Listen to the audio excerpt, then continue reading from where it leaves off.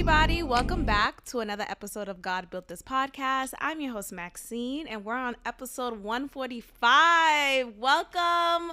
Welcome back. I missed you all. I know you've missed my voice. I know.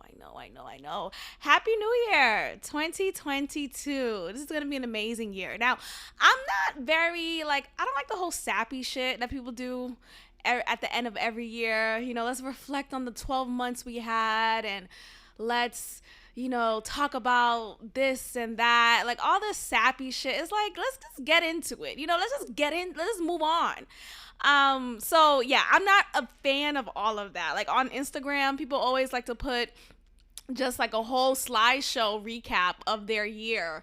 And it's like, look, it's your Instagram. You could do whatever you want, but stop. Can you stop?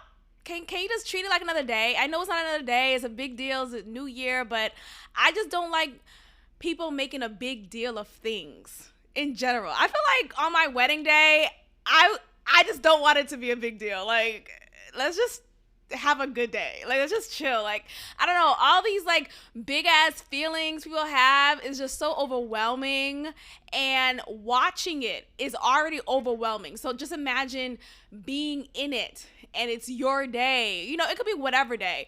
It just makes me anxious. Ugh, I don't know. It gets me annoyed. But anyway, my birthday's coming up. I'll be 31. Oh my gosh, the big 3-1 on February 5th. That's a Saturday. I have already scheduled to take that Friday off. I mean, waiting for that approval, but it is what it is, okay?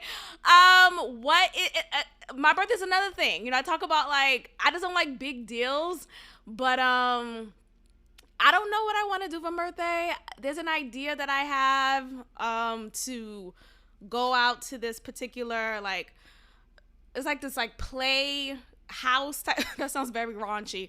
No, it's like this golf and simulation of different games you could play, and you could eat at the same time, order food and drinks. It looks like a cool spot. I saw it on TV, and it was featured based off of Houston. It was I think it was based it was featured in Married at First Sight, and that was the season when it was in Houston. So I was excited whenever they would go out, and I'm like, oh, I want to get to know that place, or oh, I've been there already. And this is one of the places I haven't been to, but it was interesting to me. So that may be a possibility for my birthday. I'm just not, I don't know. I get so nervous when it comes to stuff like that. When it comes to celebrating me, I get nervous telling people I don't know, if you want to come, you come. I'm such a little punk sometimes. I get so because I always think of the worst. You guys know, I think oh, no one's gonna show up, no one's gonna be available, someone's gonna say I can't make it, and say if I invited 10 people and there's 2 people out of the 10 I invited who can't make it for whatever reason, they just can't make it. I would be so hurt because dang, those 2 couldn't make it. Even though there's already 8 people who already are on board to see me and celebrate my birthday, I just get so anxious about that. My 30th birthday was last year, of course, and it was exciting, right? Oh my gosh, the big 3-0, new decade, who it is, new nigga, who it is. It was a really nice popping time. That was the start of the relationship that I'm in now, and I was anxious about that birthday because around that time my dad was fresh into his illness. He was in and out the hospital and seeing delusions. There was a lot of tension back home that I would still gather while I was on the phone with my family, right? So imagine you're away from home, from the home that you've been homing for however long, and you're living in a new area, you're loving this life for yourself, and now boom, you got to deal with the stressors of whatever's going on at home. And I felt like at that time there was this unwarranted guilt being put upon me for not being there, for not helping the aid of my dad, because it's a lot on my sister to do it, it's a lot on my mom to do it. It's it just felt like a lot. So the questions that I would ask, the times I would check in and X, Y, Z, it just felt like I was always received with irritation. And it was to the point where I created this inner fear of whenever my mom or my dad or my sister will call me, because I'm like, oh gosh, it's going to be bad news. What are they going to say? Or it was during the time when my dad was still he was having weird episodes, and I was wondering, oh my gosh, is he calling me? Is the dad who's calling me on the phone right now? Is it the dad that I've always known? Or is it the dad who's under a delusional episode? Because there were many moments during that time period when he would call and it wasn't my dad, and that sounds so freaking scary, but that's what it was. But anyway, so that was around the time of my 30th birthday. And I was just feeling so anxious about that. Yet I was talking to my cousin at that time, and she was telling me, well, it's your birthday. I know you don't. She already knows how I get when it comes to my birthday. Like, I kind of don't make it a big deal. I get anxious about it. And she was trying to talk me up into doing something. It's my 30th and I should do something. And I had something planned like in the background of my mind, but I pushed it aside even more because of what I was going through. And so, so I decided to do something. There was a whole plan that I had in my head that I didn't flush. No, there was a whole plan I had in my head of that birthday weekend. Because last year, my birthday landed on a Friday. And I had something planned for that Friday night, Saturday, and that Sunday. I decided to cancel everything except one thing, which was on that Friday evening, which was we went out to this spot. And I decided to cancel because I had brunch plans on Sunday, and Saturday there was this day party that I wanted me and my friends to go to, and X, Y, and Z. But I was feeling this overwhelming feeling of, well, no one's gonna go. No one's gonna come. What am I doing? Why am I putting myself out there? Why am I gonna go? What was I thinking? So I wanted to cancel it, and I canceled it before anyone could cancel on me. Basically, just fucking annoying, right? Excuse me, my phone. So all the texts that I sent about here's the itinerary, all the people that I invited. Last minute, I was like, nah, fuck it. Never mind, it's not happening no more. And yeah, I do regret that. But what motivated me to do that was what happened. I think it was just, I don't know, I was just in my head. I don't think anything specific happened, but I was just in my head. And I felt like it just wasn't going to be a good night. I was just in my head. And the stressors of what was going on in Boston was affecting me. And it made me feel like, well, what's the point of having all this? Who am I for people to really show up for me? Oh, it's just crazy stuff. So we ended up going out Friday night, the night of my birthday, and the people who I invited were people who I really wanted to come. And so they came. There was one friend who I'm not friends with anymore, ironically, who didn't show up. And I was so hurt by her not showing up because her reason was just, you gotta respect people's boundaries, right? People may not like to do certain things. It may not be something that they're comfortable with, and that's fine. Woody woo, right? But her reason was what was it? It was, oh, okay, so we went out to this club. And mind you, this is a club that me and this former friend have gone to before.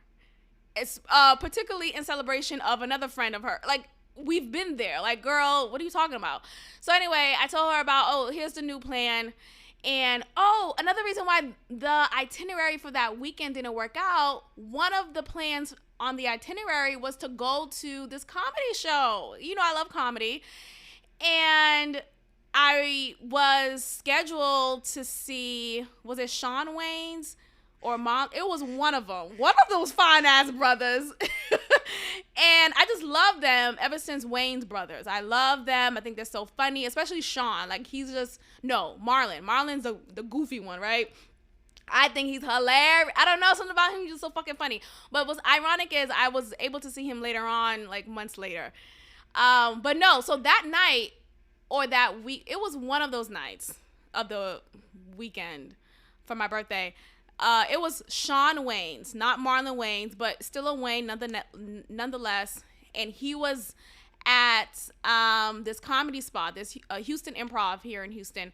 And I started in advance, gathered the folks who I wanted to come with me, I gathered the money, paid towards the ticket or our table, because, you know, I don't know if you guys know, but like with comedy shows, you pay per table. You don't pay by ticket, you pay per table, which is like really a ripoff, but that's how they get your money. But whatever, you want to have a good time and laugh, just pay the fucking $180 for a table of 2. Like, what the fuck?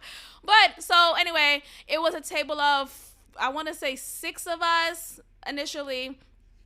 That comedy show just ended up not happening because it just randomly canceled for whatever reason.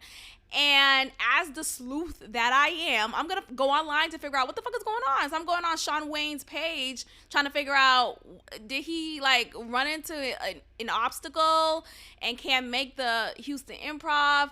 Whatever reason, it was canceled so last minute, and I was so crushed. And that just propelled me to feel down about this weekend that I set up an itinerary for in celebration for my birthday. So that didn't work out, and that was Friday night's plan. So instead, I decided to let me just go ahead and go to this club spot that I've been to with this former friend of mine. And so she couldn't make it, and she said, oh, well, I don't do clubs anymore, or I'm just not interested in a club night. And I was just so pissed off by that because, granted, my other friends came, right? A good guy friend of mine who's been a guest on this podcast, shout out to Bolden. He showed up for me, and it was like, I fucks with that because especially he doesn't live in Houston, but I guess he just was able to be here that weekend, and he made it, he showed up for me. And another friend of mine showed up, and it was just nice, right? But I was so fixated on that one friend who did not show up and gave that shitty ass reason. And I feel like, although we have our own boundaries, I'm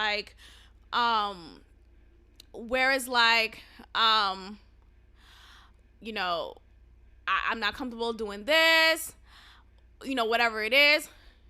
But I feel like if you're someone's friend, fuck your boundaries. Like, I don't know. I know you can't really say that in 2022, right?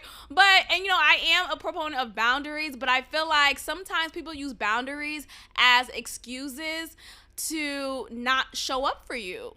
People use boundaries as an excuse to say, hey, I'm not being a good friend to you right now. And at the very least, you could suck it up and come out with me tonight at this club in celebration of my birthday. Like, it's not like I go to the club every weekend, every night. Like, I barely go out. So when I do, even if you don't really care to do the club thing tonight, bitch, start caring. Yes, bitch, start caring. But anyway, so that annoyed me. And although I did do something for my 30th birthday, it just felt I felt like I didn't show up for myself in that time because I was just allowing outside stressors and things that I can't control to control how I celebrate my birthday. And I also felt bad, like, how am I going to be celebrating my 30th birthday when my dad is having these delusional episodes and, I'm going through these emotional turmoil from what's going on back home. And I was living at my uncle's house at the time, and I was just like just annoyed.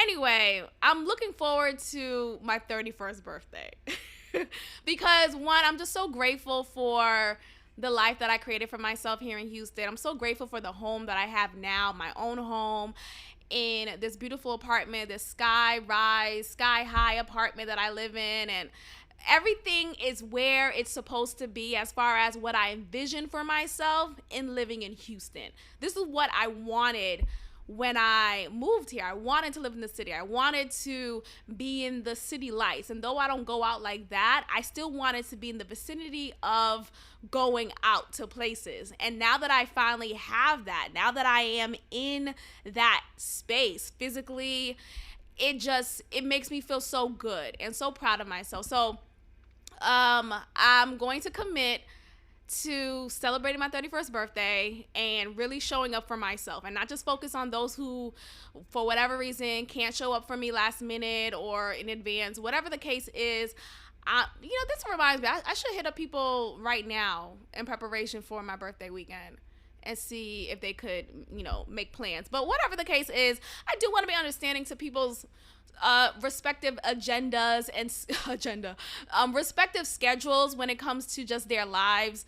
I get it. You can't just get on the flight if you live far away or, maybe financially. Like, I understand everything. Don't get me wrong, especially financially. Like, child, I get it.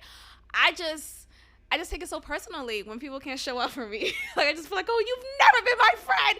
I take it so deep. And in the case of my former friend, I just felt like, girl, fuck you. And in my head, because you showed up for this other friend in which you created this whole birthday agenda for her, went to a club with her, and now all of a sudden you don't do clubs anymore. Okay, girl, what? But anyway, it's very clear that, people who show up for you. And she's clearly not someone who does. So, again, I'm going to commit to my 31st birthday and celebrating it however I choose, and really just committing to it and not allowing outside, because I can't control what's going on in this world, right? Like, this pandemic that we're in, that we're still trying to navigate ourselves through, this constant fear mongering that people try to push upon you. Like, I get so overwhelmed with that sometimes, and it feels like there's no end. It feels very doomsday-ish. Like, damn, when is enough? Where's J-Lo? Enough. And I just get so fixated on that. Like, okay, when are we gonna move forward? But I can't control other things or other people. I have to fixate on what I can control. And so this is just gonna motivate me right now to go ahead, when I'm done recording, to finalize the plans that I would like for my birthday weekend and reach out to those who I want to celebrate with me to come celebrate with me. So hopefully y'all niggas show up, whoever I invite. But 2022, why did I even get in that whole spiel? I got into that whole spiel because I'm not very much into just like making a big deal of things, because I get so anxious and all these things. But I realized that I need to do better on that, right? I need to excuse me. I need to just get comfortable with that, whatever that is. So, sometimes with New Year's, people like to prepare their motto for the next year, what they learned from the previous year and what they're taking with them, or what they're aspiring to in the next year. And before I've done this whole, the word for the year. Now, I don't remember what the word for the year was for last year, because I remember doing this before. But was it prosperity? I don't remember, because also I feel like it just feels so cheesy. Like, oh, what's the motto? What's the word? Just in my head is just like, just fucking live, right? Like, just live. Just do what you need to do to live the life that you want to live for yourself. And that's always just been my mindset, because when I get so fixated on here's the motto and here's the reason why, here's the Bible verse that I'm supporting it with, it's like, just fucking live. But I did decide on a word, and it just resonated with me. It just came up to me. The Holy Spirit just spoke to me. It was like, this is the word. The word is forward for me. Everyone's word or motto or intention for the new year is their own. And the reason why forward is my own word for 2022 is to focus on forward energy, okay? What I mean by that is sometimes I get myself so stuck in past thoughts or rumination and things that I can't control, or just ideas in my head, and not putting that into fruition when I should be taking the steps to really be more action forward. And so forward just means like, okay, let's move on to the next. Okay, what's the next step? All right, what's the next? Okay, forward. Let's move forward. That's in relationships. That's in career steps. That's in dreams. That's in pursuits of dreams and goals. And it's just moving forward. What's forward? So forward is my word for 2022. And it is so. And it just really just goes in line with being present, being intentional, which is what I've always tried to be. And I know that I've been doing that in my own way. So forward it is for 2022. A lot has taken place during these past few days in the media, in the shows that I watch. I just want to get into And Just Like That, okay? Because my God, today, I don't even know where to begin.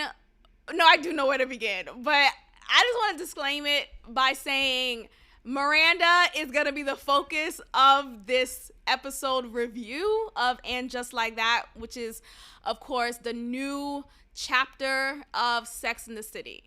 Now, if you're watching And Just Like That, you already know what the fuck I'm about to say. And if you followed me on Instagram and you saw my recent Instagram stories, you already know what I'm going to talk about. Now, I am not homophobic. Let's just start there.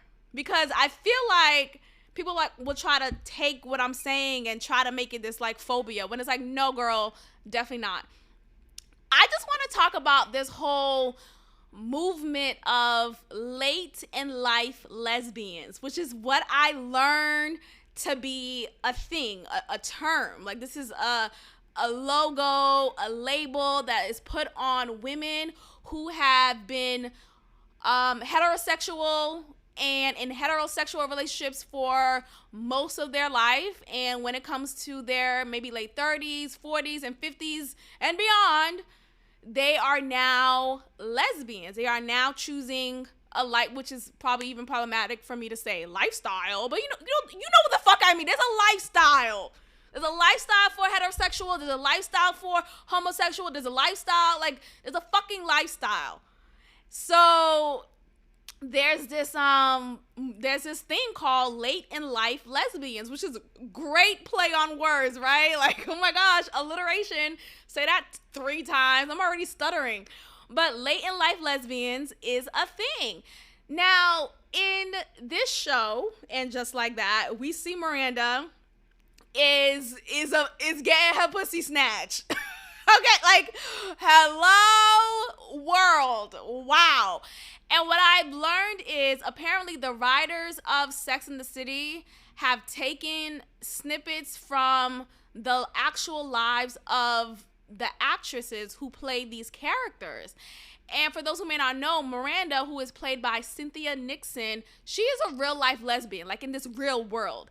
And she was actually a late in life lesbian, as her character is, as we see it in this new season.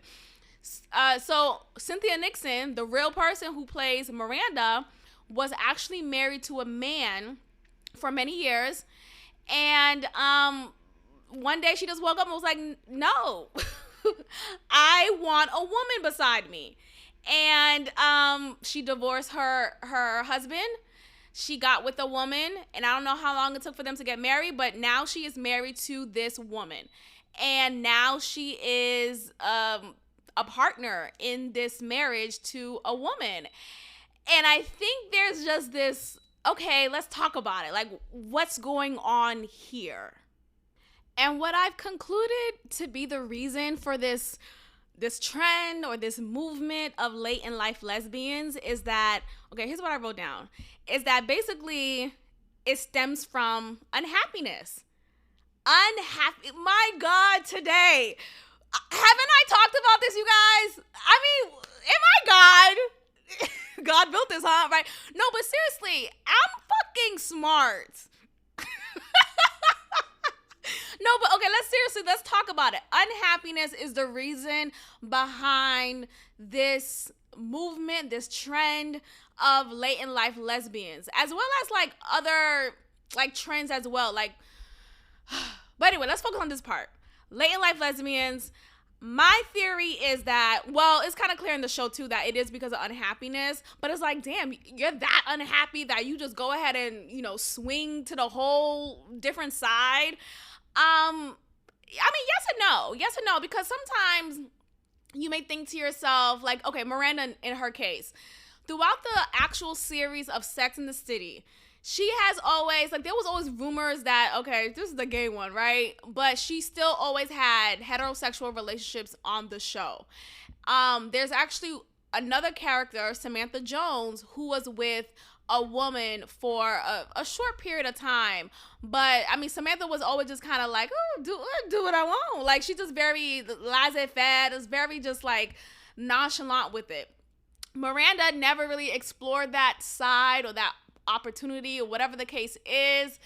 And there was an episode of Sex and the City where she did disguise herself as a lesbian. That's probably horrible to say too, but like she literally disguised herself as a lesbian because the law firm that she was working in assumed that she was, and she felt like she had to keep up with this lie in order to rank higher in her career. So she kept up with this lie and like was learning like mannerisms of lesbians and all of that. But anyway, we see in this series, and just like that Miranda is really just like going for it. And there was this we'll talk about this scene in a moment. I don't know if I can even talk about it. It's heavy. But we see that after she gets fingered, basically, she really did get fingered, and it was like a really hot and heavy scene with her and Shay, who's a woman, but she's queer and non-binary, all that jazz. And she is, you see them flirting initially, but it's more than just a flirt, right? It led into Shay kissing Miranda's neck, which is like, okay, it's one thing to kind of step out of, because, okay, Miranda's married. In case you guys don't watch the show, you don't know what I'm talking about. Miranda is a married character. She's married to Steve, who is a man.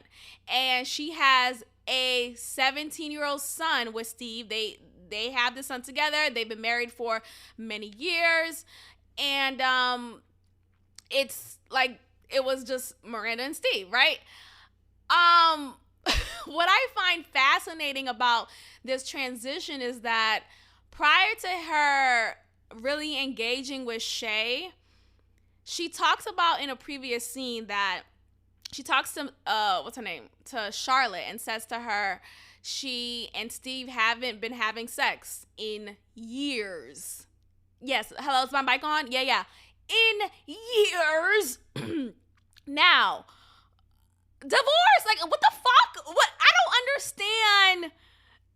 Maybe I'm naive and I haven't been married yet, and I just, it's easy for me to say, oh, I'll leave if we're not fucking. I hope that I could still say that God forbid, if I'm ever in that situation, because I feel like, what the fuck are we doing? What the fuck are we doing? Like, I never want to get to a place in my life, especially in my personal life, in my marriage, in, if I'm not married by that time, like in my romantic relationship with somebody, that I have been so unfulfilled in a manner that should be fulfilled, in a manner that should be a priority, amongst many other things, but it's top two. And it's not number two, right? Sex, I feel like, should be a priority. And I would hate to be in a situation with someone and we're just here. Hey, we haven't been having sex in years and we're just here. Hey, is what it is. I never wanna is what it is that, right? I never want to use that term to describe that, because I just find that so excruciatingly disturbing. Okay, but anyway, so Miranda's telling her friend Charlotte she and Steve haven't been having sex in years. Hello? Yes, I'm still just trying to gather myself. And she says she doesn't really know how to like handle it, because she's realizing that both her and Steve are not making it a big deal. Like they're not even talking about it. Neither one of them are wanting it or trying to pursue it with each other. They're just kind of like, just sex is over now. Like, I don't ever want to get to a point where sex is over now. Am I making sense? Is this clear? Do you hear me in the airwaves? I never want to get to that point. And her character has gotten to that point with her husband, and it just is what it is, right? And we also see Miranda is developing an alcoholic habit. She's drinking excessively.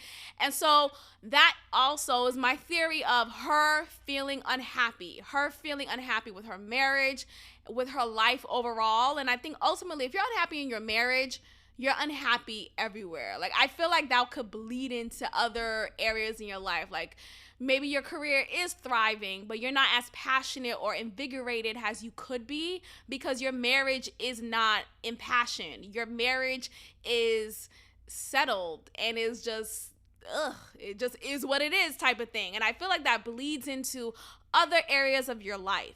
And so we see that with Miranda. Miranda is incredibly unhappy with her marriage and her life overall. She's drinking excessively and she's getting fingered by another woman. Like, okay. And now we explore this new identity that she's trying to figure out herself as well. Like, I think she's also discovering a side of her that she never encountered or never really faced up to it. There's a part in the latest episode where she talks about being a tomboy when she was younger. And apparently that's now politically incorrect, according to what this episode said, which is like, girl, shut the fuck up. But anyway, she was a tomboy when she was younger. And you kind of see in her gestures throughout the regular series that Miranda was always kind of like, okay, this bitch is kind of gay. You know, something's going on. So I guess the transition is not too alarming. But what I find to be alarming is that the moment when her and Shay got into it happened so, like, in a matter of 3 minutes, probably less than. It happened so quickly. And I just find that to be unrealistic. I feel like, you know, granted, Miranda's already married, and though she's unhappy in her marriage, it just felt like there was no hesitation to say, no, I can't, you know, stop. You know, what about Steve? There was none of that. And I'm thinking to myself, like, damn, this bitch was really unhappy. When I say she cheated, she was like, yeah, go ahead and eat my cooch, bitch. Just like right in your face. And so it just fulfills this theory that I have of when you're unhappy, that unhappiness will fuel you to do whatever you feel like you need to do to find or pursue that happiness however you can. And so we see Miranda exploring this, whatever this is, because I think with sexuality, it's so, like, it's not binary, right? I do agree with that. It's not binary, and, you know, you could be fluid. You could have had experience with the same sex, and now you're deciding to go hetero, and, you know, whatever you so choose. And so you have Miranda who never explored that side or that option or that opportunity. And it also stems from society that you're living in.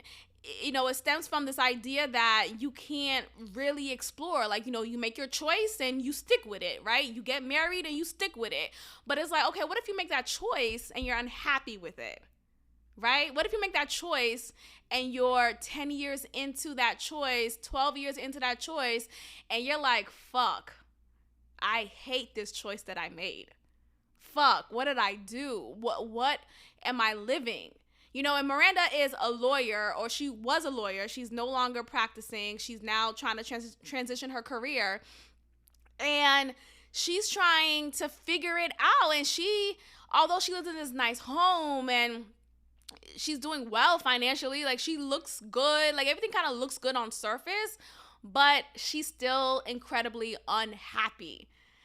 And so this just goes into what I've been preaching all along. I think it's important for us to put our happiness first, put our pursuit of happiness first, and to not allow a previous choice that you made, no matter how that choice may feel like, oh, I gotta just commit to it. Like, you feel trapped in it. 'Cause that's exactly what she said. Oh my God, this scene was just so, I almost shed a tear because I was like, wow, my God, today.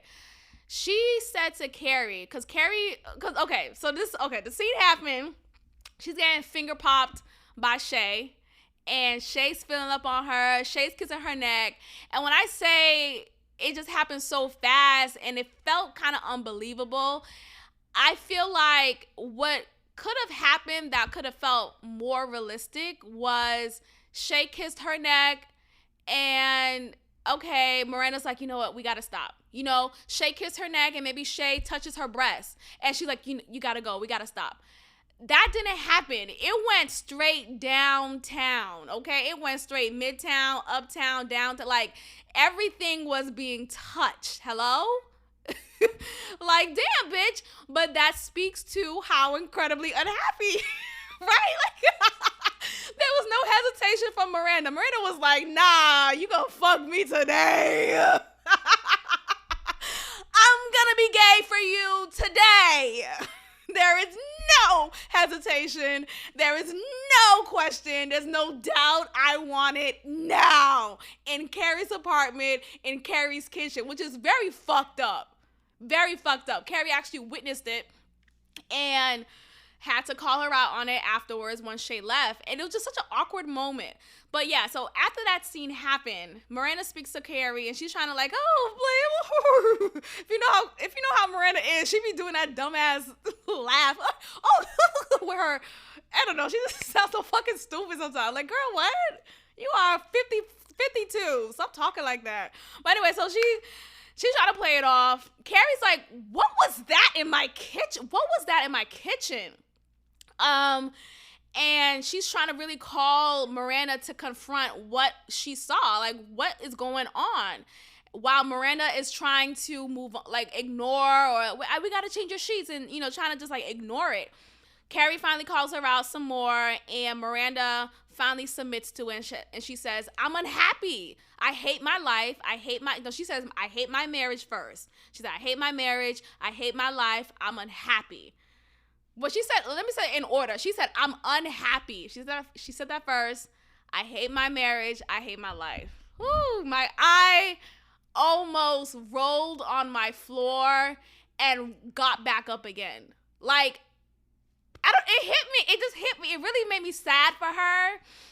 Because I think about, like, everyone who one of my Podmas episodes, I talk about how, literally the title of that episode, what was it called? Being trapped is mental. Being trapped is mental.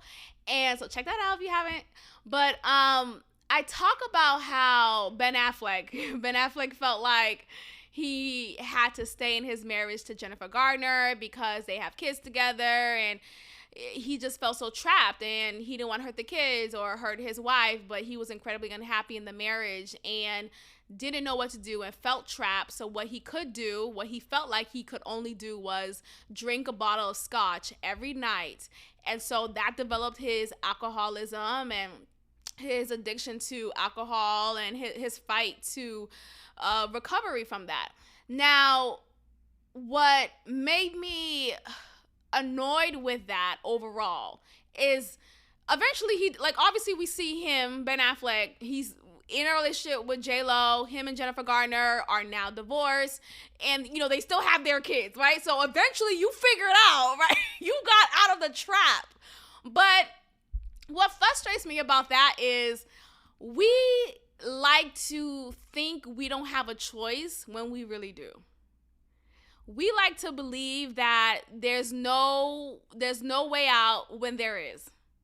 We like to think, well, it just is what it is, when it actually could not be this. Like, this could not be a reality for you. Like, this could actually be better. Like, you could actually cultivate the life that you want for yourself and not feel trapped in this choice that you made. And though, yeah, you made the choice, you want to be a man of your word, be a woman who, sticks to her commitments. And it's like, but no, you could fucking change your mind.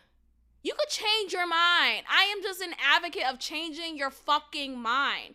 And I think because we live in a society where it is not encouraged to change your mind, or at least back then. I feel like years ago, that really was the motive. Like, okay, you make a decision, you stick with it. You know, you got to be a man of your word. You got to be a woman who, stands by her commitments, and you can't be a flaky person. And, there's a difference with being flaky and being someone who decided, hey, this choice that I made for myself 10 years ago, 12 years ago, I no longer want to live by that choice. I want to explore something else because this choice is not making me happy anymore. There's a difference between the two. And I think now we're adopting this new idea of living, and hopefully it's encouraging people to pursue their happiness. And it's hopefully encouraging people to not feel restricted with whatever life they have right now, and thinking that they're trapped. And I just felt so sad for her, and people who I know who feels like that, who feel like it's just a fucking trap. It's what I don't know. And I think because also the way that I'm set up, the way that God built me, seriously, I feel like I'm built this way for a reason. And what I mean by that is I'm very much a freedom type of girl. Like, I need to do what I want to do. And that's, in regards of people's feelings to some extent, right? Like, if I'm, in a relationship and, my partner is uncomfortable with me behaving a particular way, like, I'll be mindful. Like, I'm mindful of other people, right? But I think ultimately it's about doing what I need to do to continue to protect my freedom. And maybe it's a part of my zodiac sign, me being an Aquarius. Maybe it's just the way that I was raised and being the youngest in my household family and feeling like my freedom wasn't protected, or I don't know what it is, but freedom, it has always been my focus. It has always been my pursuit. My freaking Instagram bio is freedom over fear. Freedom is everything to me. Like, I can't live a happy life and not be free to do so, right? And like, that's a part of my freedom. I think happiness is connected to freedom. And so freedom means a lot to me. And it means a lot in many different ways. So like, I want to have the freedom to live the life of my choice and not feel restricted because of someone else's expectations of me, because of the world's expectations of a woman like me, or because maybe my own archaic expectation. There's so many reasons why we stay stuck in the life that we're unhappy with. And ultimately, I want to encourage people to really chase freedom and what that looks like for you, and ultimately chase happiness, pursue happiness. Because I think about my life, and I think about, my move to Houston and how that was an intentional choice to continue to pursue and protect my freedom. Back home in Boston, though I was born and raised in Boston, and, stayed in Boston most of my life. I went to Connecticut for undergrad, lived on campus for 4 years in Connecticut, and came back home afterwards and went to grad school in Boston. So I stayed home in my parents' home. But for the most part, I was always in Boston, and I came to a point after grad school, a few years after grad school, when I felt like I'm done. Like, I'm done with this. Like, I wanna move forward. I wanna explore more of this thing called life. I don't wanna continue going to church and singing the praise and worship team and go, have these meetings and come home and then eat the food and do the same thing tomorrow. Like, I felt like I was living a life in a box. I felt like I have already expired from that box. I felt like the box has already been built, right? Now there's holes in the box. There's the box is not fully secure anymore. I need to get out. And ultimately, my goal moving to Houston was to really just explore more of who I am, explore more of this thing called life, and live according to the life of my terms. And back home in Boston, I wasn't feeling like I was doing that. I felt like I did what I needed to do. I lived the life that I needed to live. And now it's time for me to turn another chapter. And so that's what I did. And so my move here was an example of freedom being essential for me. and happiness being essential for me. So I think it's just like my makeup. My makeup is about really pursuing freedom, really pursuing happiness. And it saddens me when I see other people not give a fuck about that. Like, what? Like, you're okay? Okay. Like, it saddens me when people live the lives that other people have created for themselves.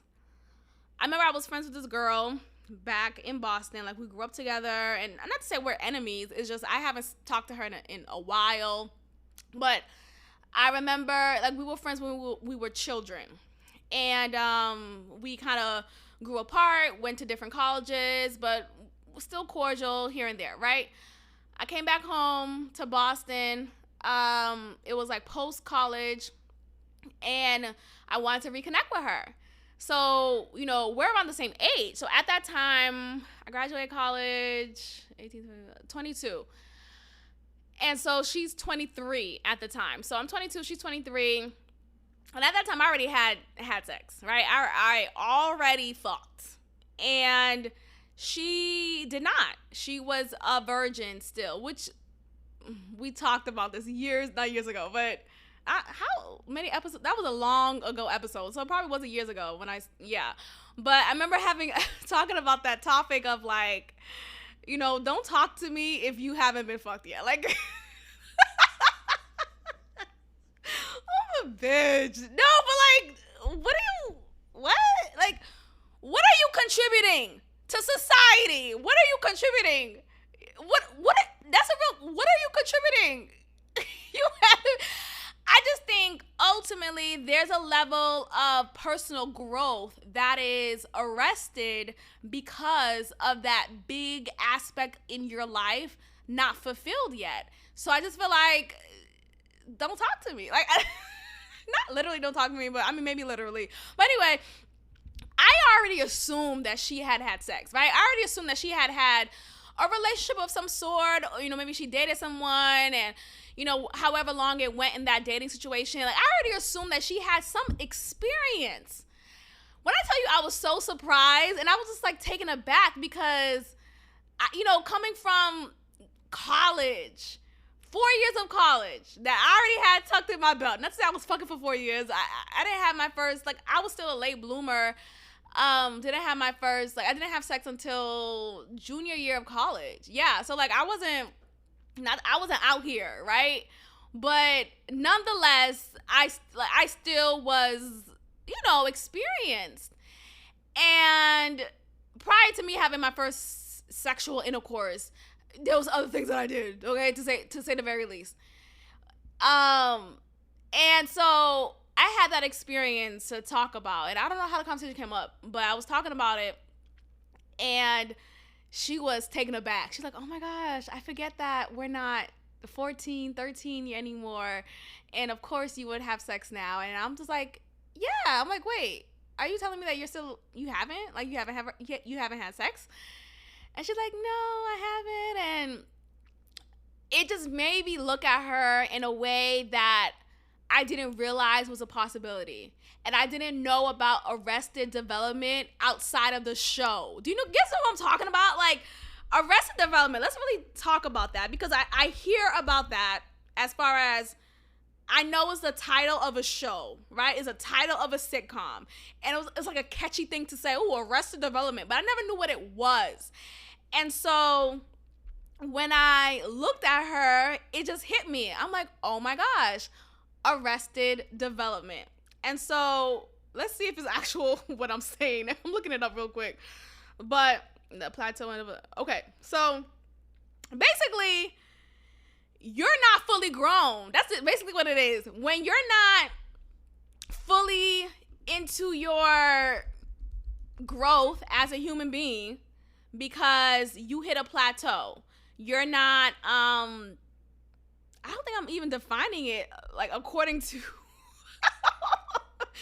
it means what it means, though. I'm looking it up right now. It says, okay, I'm right. So, psychological development that is not complete. So basically something in you is not complete, right? even though you're 22, there's an expectation that you have completed X, Y, and Z.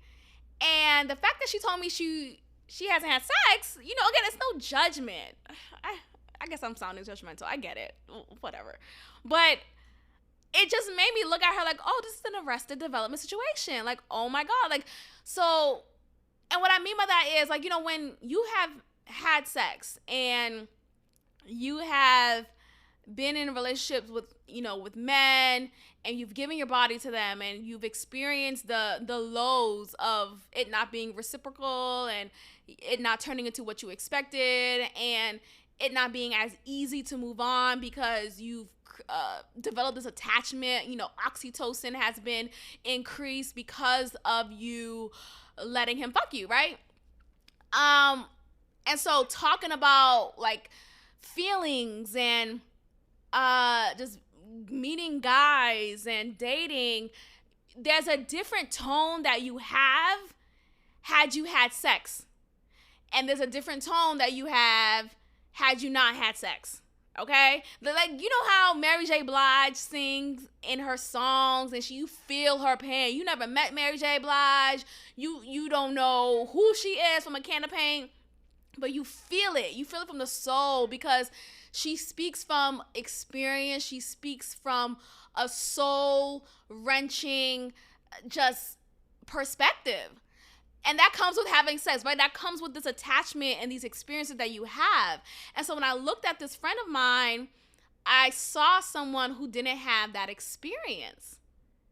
I saw someone who lacked that understanding and that perspective that I had because I had sex and she didn't. So I bring that up because she was an example of someone who didn't really live her life. And, again, you can live however you want, yada, yada, yada. But, knowing her from how I knew her, she lived a cookie cutter life. She lived a life that was appealing to her parents. She did what she was supposed to do. She followed this pathway that was set for her. So I bring this up because I'm like, damn, I hope 10 years from now she's unhappy. I hope she's not unhappy. That's what I'm trying to say. But the point is like, sometimes we find ourselves very limited because we're just following this expectation that's not our own. And so when I look at Miranda from And Just Like That, I think of someone who is just like that. Someone who never even thought that exploring X, Y, and Z was an option. And I'm not saying this to mean that, all lesbians were just unhappy and that's why they became lesbians. That's not what I'm saying. I think in this case in particular, and in many cases, you have people, with Miranda in particular, she was incredibly unhappy in her marriage for so long, didn't do anything about it, and she now finds herself exploring homosexuality. And it's like, okay, I think ultimately she was always a lesbian underneath it all, but never had a Shay, never had, this character, this person who could bring that out of her. So regardless, she was going to kind of stay in this box. But I think with this introduction of Shay and her impact in her life, it sparked this excitement. It sparked this curiosity for sure. But particularly being that she's someone who was in a marriage that was not sexually fulfilling at all because it didn't have sex in years, it just saddens me because I think about like, damn, a lot of people feel like they don't have a choice. A lot of people feel like, well, it just is what it is. And I'm here to tell you it's not. I'm here to tell you it's not. I'm here to tell you it's not what it is. It's not what it is. It's all a lie. You're being deceived. You can leave. You can walk away. You can change your mind. You can. And I feel like up until you can believe it for yourself, that's when it could actually happen. I never thought that I could live on my own in a whole new state, miles away from Boston. But I believed it. And so I did it, and so it is. Like, fuck yeah. You know what I mean? Like, fuck yeah. Like, fuck yeah. seriously, like, I think sometimes when we get so caught up in this, like, shoulda, woulda, coulda, this expectation from other people, we lose out on the life that we always wanted for ourselves. And look at me. Like, I am living the life that I always wanted for myself. And it continues to grow. It continues to be a step forward, right? Hence the word for 2022, forward. Like, keep on moving forward. Don't let yourself be caught up in the deception of feeling trapped, of feeling like it's just is what it is. Nah, you could move forward. You can move forward. I want to briefly talk about, though, I think that, look, what I'm about to say may even sound homophobic again, but I think, though, there's an agenda. What I mean by that is there is something to the spirit of lesbian women. And I'm talking about lesbian women as far as the masculine type. I can't say the D word, but there's a masculine lesbian, there's a feminine lesbian. Y'all know what I'm talking about. And I feel like with the masculine lesbian type, there is this agenda, and I know agenda is like a problematic word, I get that, but I feel like there's this, I'm gonna make you gay for me agenda, right? Like, I'm gonna turn you out. I'm going to get you hot and bothered. I'm gonna make this straight girl love me down. Look, if you know, you know. But I really do. There's this other show that I was binging during the break that I didn't think I would like. I did not think I would enjoy Harlem, which is a new show on Prime, Amazon Prime.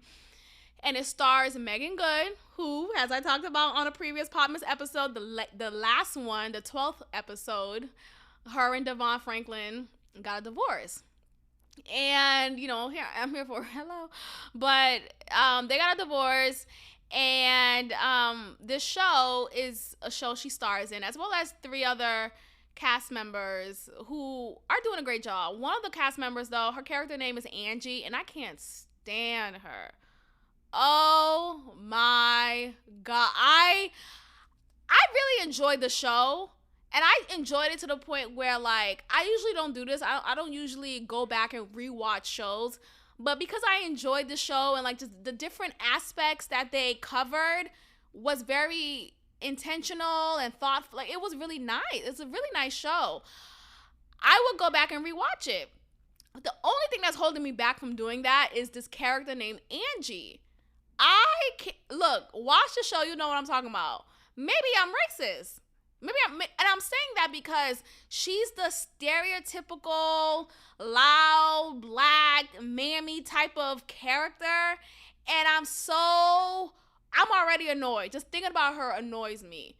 The way that she moves, the carelessness in her actions, just the loudness that she has, her facial reaction just pisses me off. I feel like she reminds me of this girl I went to high school with. Oh my gosh, I remember her name. I'm not gonna say her name, but I went to high school with her. She was the same weight as Angie. Oh my gosh, I remember her even more. She had the same annoying ass facial reaction. Look, I love an animated type of person. As far as, like, I think it's funny, I think it's expressive, show your personality, cool. But it's just like, girl, relax. Like, fix your face to the point, like, fix your face. Fix your face, right? Miss Sheree Whitfield from Real Housewives of Atlanta. Fix your face. Fix your face. When Nene was doing that dumbass face in the reunion show, she's like, and Nene's like, what did Nene say to Sheree? Nene said, fix your arms or something. Like, Nene was making fun of Sheree because Sheree has a masculine body type. Like, she's very muscular. She looks good, though. She's very good looking. But Sheree, yeah, she does kind of have this, like, very muscular arm about her. Both of her arms look very, like, damn, girl, you picking up 1,000 weights? Like, what's going on? But, yeah, so Nene said something. And then Sheree's like, well, fix your face. Fix your face. Yo, that was a reunion show, wasn't it? Oh, that was when Real Housewives of Atlanta was good. That was when it was good. Now, I don't know what's going on now. I don't know. But anyway, fix your face. So yeah, this classmate of mine will always make these dumbass faces. Where it's like, girl, fix your face. And she was like super expressive, and she would always say, well, I got a big personality. I got a big personality. Always saying stuff like that. When she used that as an excuse to be a bitch. Like, she was a big personality when it came to her being disruptive, when it came to her being careless, when it came to her just interrupting you, just being a fucking rude ass motherfucker, like completely oblivious to the environment. Like, and she just made me dislike people who have big personalities, because that was the first time I heard that description of a personality. Like, oh, a big personality. And when she used that to describe herself, I was so turned off by it. Like, ew, well, if this is what a big personality is, and I don't like her. I don't like her. But anyway, yeah, so Angie from, what's the show? Harlem on Prime, Amazon Prime. She had this big personality, and she had this dumbass face about her, and just like annoying as fuck.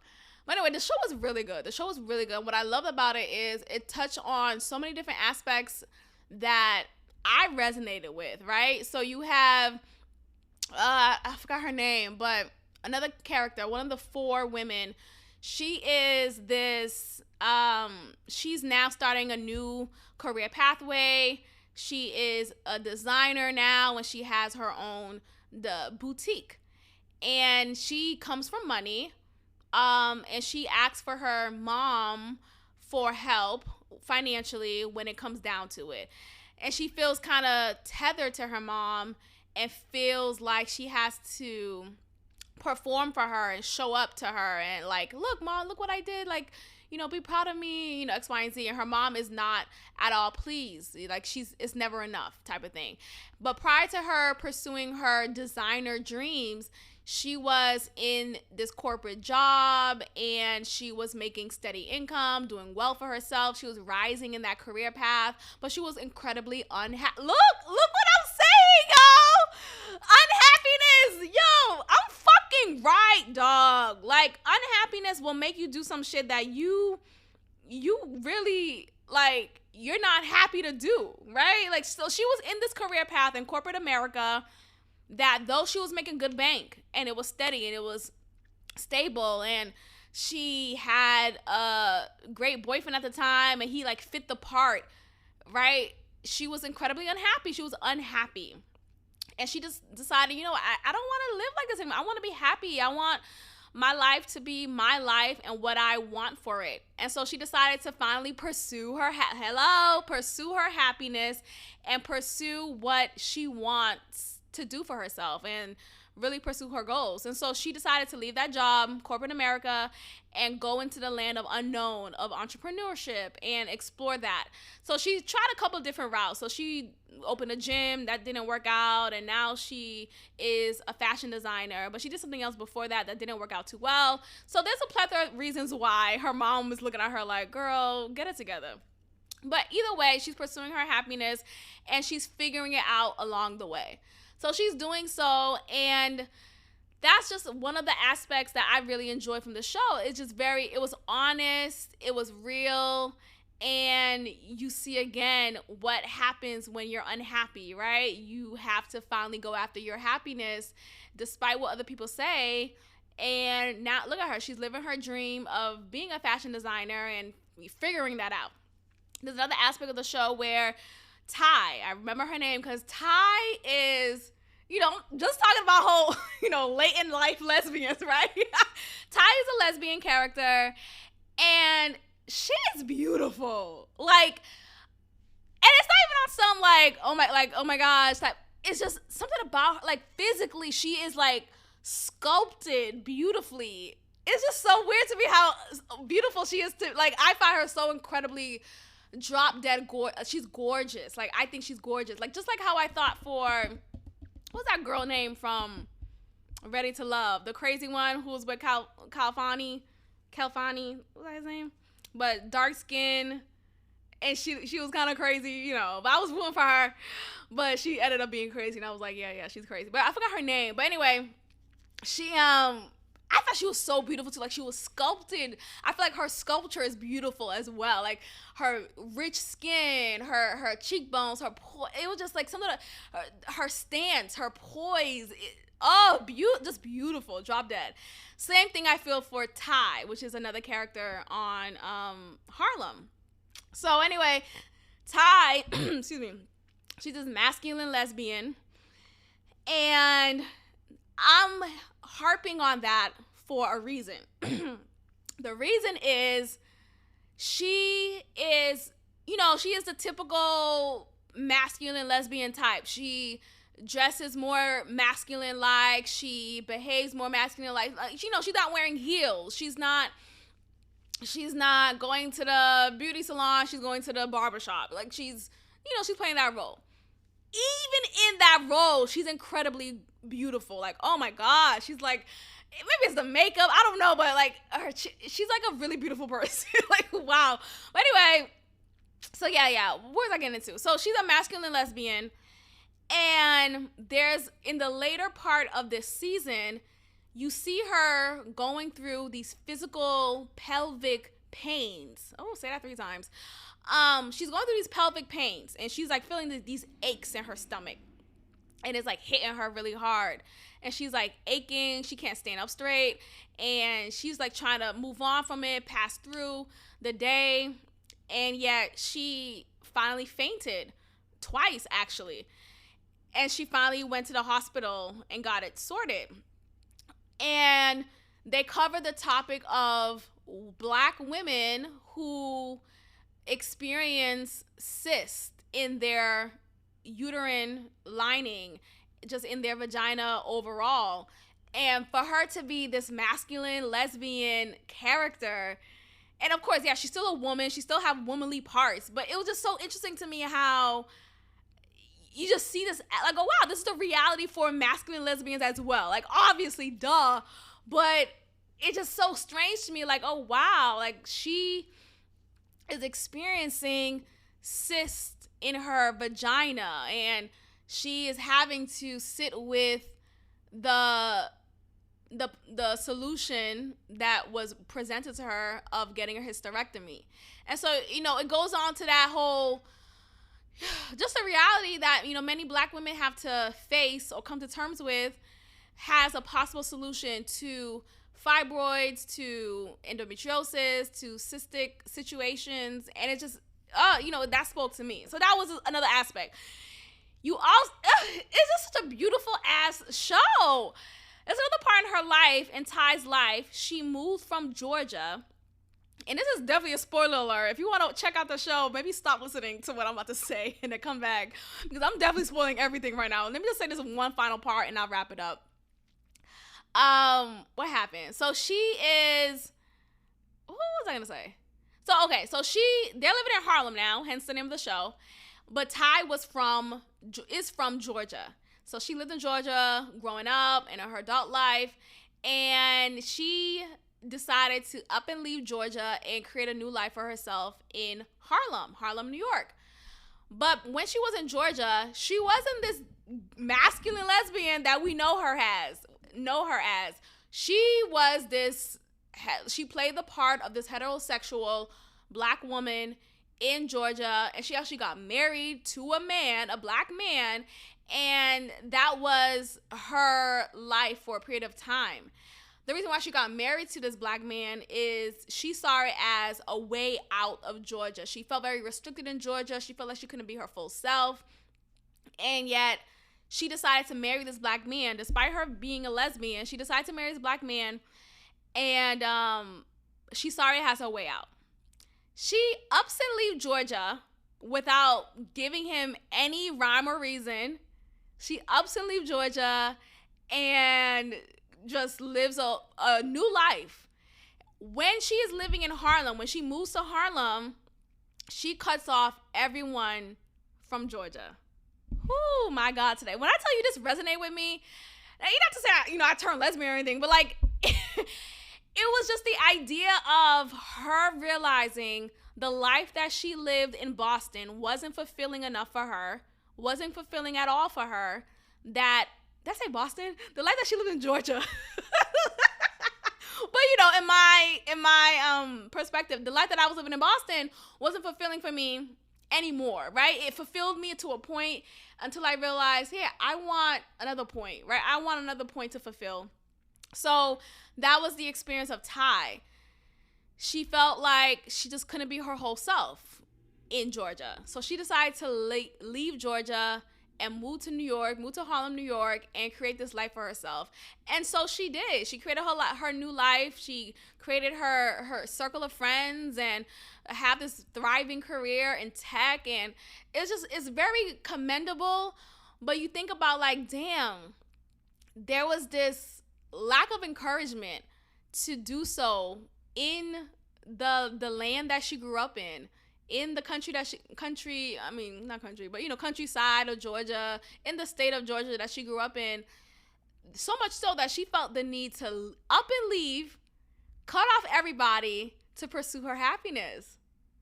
So it just saddens me because I think about like, damn, I wish we could have had more of this exposure to what life is when you take the path less taken, when you take the path less traveled, when you finally go towards your dream, when you decide, hey, you know what, I don't want to go to college, I want to build my own business, I want to do something entrepreneur-like, I want to start a family early, like whatever that looks like for you. And yet, because this is now delayed and just now we're seeing examples of people really pursuing their happiness, it's good to see, but it's disheartening because a lot of people who are now adults, right, well into their life, they feel this false idea, this deception of, well, I'm trapped and there's nothing I could do, and it just is what it is. So again, I'm here to tell you it's not what it is. You can live the life of your dreams, of your pursuit of happiness. You just have to do it. Like, it really is really just that. Like, you just have to do it. So that all came from the latest episode of And Just Like That with Miranda getting finger popped by Shay. Okay, so ciao. There was more I wanted to talk about, but I'm gonna go ahead and end it here, and we'll check in with you guys next episode. So again, Happy New Year, Happy 2022, forward. Goodbye. Thank you for tuning in to another episode of God Built This Podcast with your host, Maxine. Be sure to leave a review, give me 5 stars, and of course, subscribe. Also, follow God Built This Podcast on Instagram at God Built This Pod. God bless.